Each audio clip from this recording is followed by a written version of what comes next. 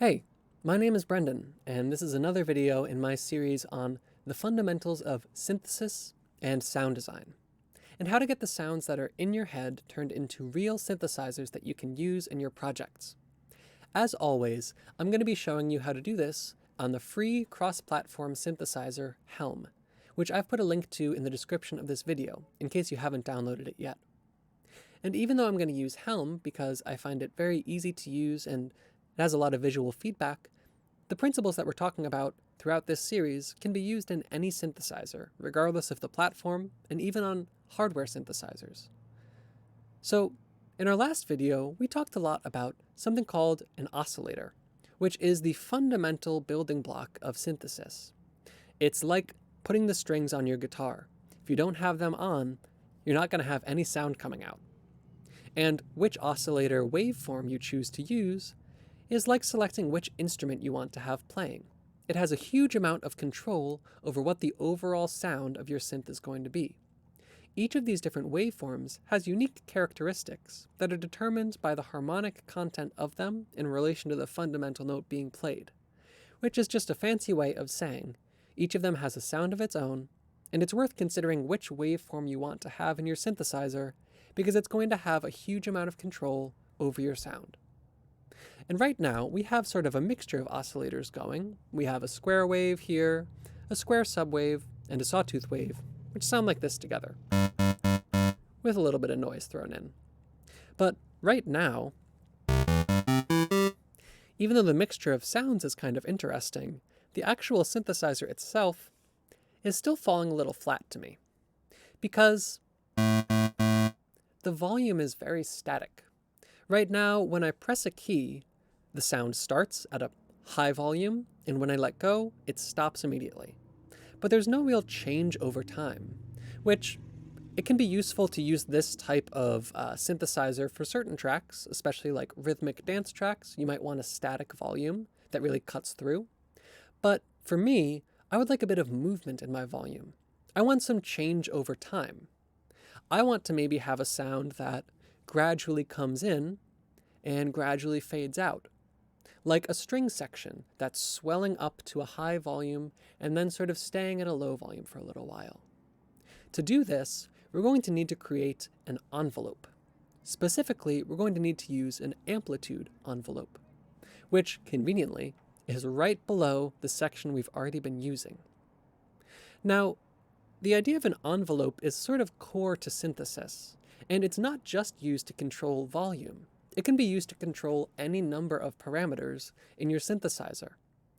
And an envelope is essentially just a shape that controls the level of a parameter over time. You can think of it as going from 0 to 1 or 100. You can think of it as a percent amount. So if we have this amplitude envelope here, the up and down, the x-axis, no, the y-axis, sorry. The y-axis is going to control the amount, the volume, and the left and right is going to control the time that it takes to transition between different elements. So let's break it down in a little bit more detail. All envelopes in Helm, and most envelopes in general in synthesis, have 4 parameters. The first is attack, which is going to control how long, once the envelope is triggered, once we start it, which is going to be, in the case of the amplitude envelope, it's just when we press a key. It's how long it takes to go from 0 to the peak volume. So the attack, if we have it set very fast, it's going to take no time at all to go from hitting the key to the peak volume. But if we have the attack pretty slow, and we press a key, it'll start playing and gradually rise to the peak.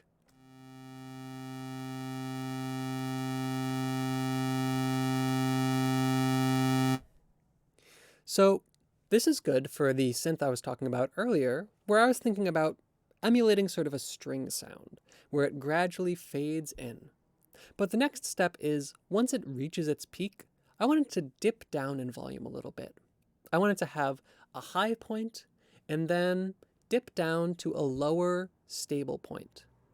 To do that, I'm going to need to alter the next two parts of my envelope, the decay and sustain. I'm going to talk about the sustain in a minute, but I'm just going to lower it for now so we can see the effect of changing the decay. So the decay changes how long it takes to go from the highest point of our envelope, the point that the attack leads to the sustain, which is the next point in our envelope. If we have a very short decay, it takes no time to get from the peak to the sustain level, the level that is going to be held when we're holding the key down. So let's hear what that sounds like. And you can really hear the difference if I bring the sustain down to almost 0. As soon as we reach the peak, it jumps right down to that 0 point because the decay is very short. But if we have a bit of a longer decay, let's hear what it sounds like.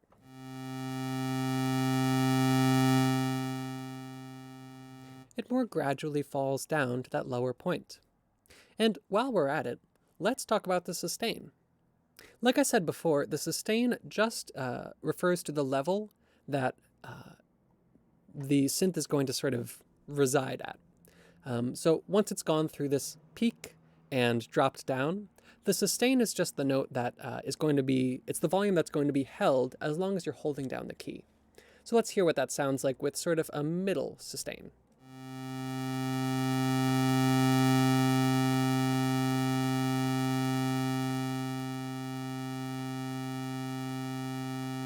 And it'll just go on forever and ever as long as I'm holding a key down.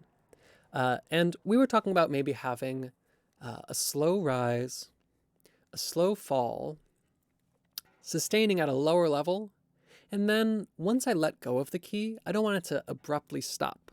I want it to sort of trail off.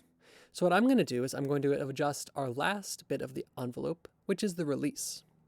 So the release just refers to the amount of time it takes to go from the sustain, once you let go, it's how long it takes to go from the sustain level back to 0. A very short release will take no time at all to go from the sustain level to 0 once the key is let go of. But a long release will have a bit of a trail. And let's hear what that sounds like. So we'll press the key. It'll drop down the sustain, and then once I let go, it'll gradually fade back down to 0.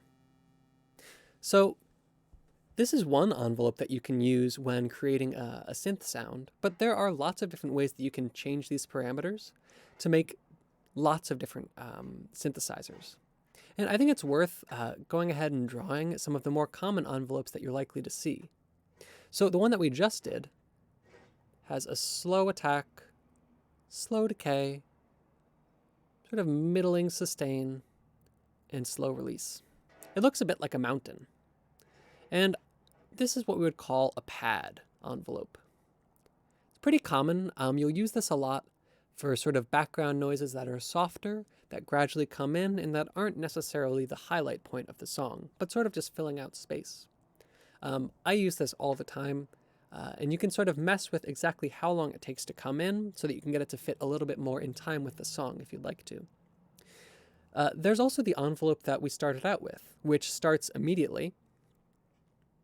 It has very fast attack, maximum sustain, no decay, because there's nowhere to decay to. The attack volume and the sustain volume are the same. And then it has no release, really. This is something we could call an organ. And it's very useful for creating very rhythmically precise sounds. It's useful in dance or electronic music where you want something to come in and out very precisely. I don't tend to use exactly this shape a lot. I tend to give just a little bit of a tail, so it sounds a bit more organic. But it's up to taste. Whatever you think works best in your track will work well. And lastly, there's something I would like to call a pluck, which is a lot like playing any stringed instrument, where there's a pretty fast attack, right? You can hear as soon as you pick on the string, that triggers the sound and it reaches its high point.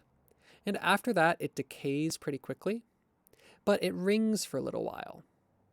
So you have fast attack, pretty fast decay, but then a fairly long sustain and release. And let's call that a pluck.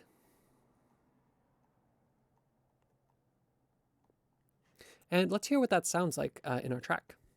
So if we have a pretty fast attack, pretty fast decay, and let's drop down that sustain. And let's drop down the release a bit. Let's hear what it sounds like.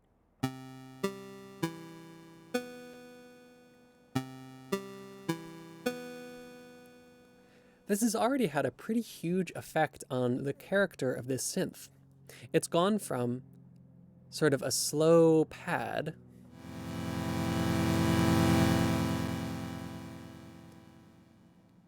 to this sort of sharp pluck.